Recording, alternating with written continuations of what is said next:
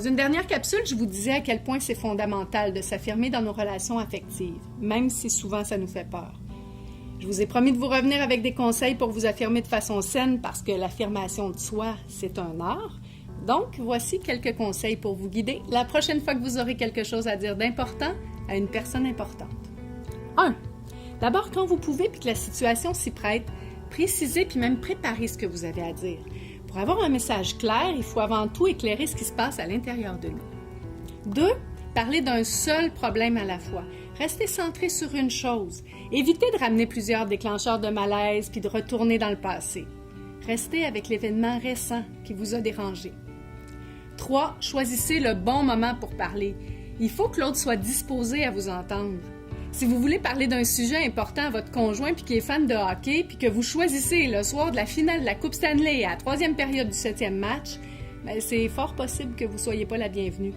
Parce que vous n'aurez pas tenu compte de sa disponibilité à lui, à vous écouter puis à vous entendre. 4. Il faut s'exprimer avec fermeté, aplomb, affirmation, mais avec calme et gentillesse. Parler avec fermeté, c'est une question d'attitude intérieure. C'est pas une question de décibels dans la voix. Alors, même si vous êtes en colère, ça donne rien de choisir l'agressivité. Au contraire, ça va soit provoquer une contre-attaque ou une fermeture. Ça provoque rarement du respect. 5. Évitez de généraliser avec des toujours puis des jamais. T'oublies toujours de sortir les vidanges. Tu me dis jamais que tu m'aimes. Ça va générer une argumentation du type « Ben non, j'ai sorti les vidanges il y a 2 semaines, puis je t'ai dit que je t'aimais dans ta carte de fête. » C'est pas tout à fait ça qu'on cherche comme réponse. 6. Quand vous aborderez une situation qui vous a dérangé, parlez très peu des faits. Les faits, c'est nécessaire seulement pour situer brièvement votre interlocuteur. Parlez de votre ressenti, de vos sentiments dans la situation. Parlez de vos besoins, de vos goûts. Parce que les faits, ça peut toujours être débattu par l'autre. Notre vécu, jamais. 7. Parlez pas avec des reproches, des jugements, des culpabilisations. Ça, c'est des attaques. Puis les attaques, ça provoque des contre-attaques. S'affirmer, ça veut pas dire qu'on dit à l'autre qui est pas correct.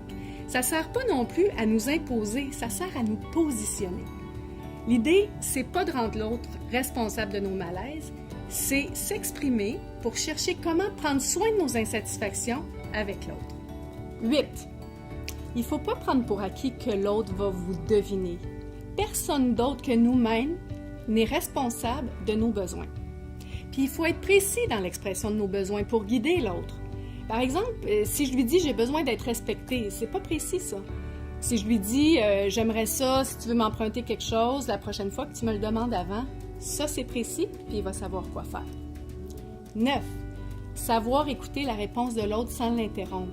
Ça, c'est simple à dire, mais très difficile à faire.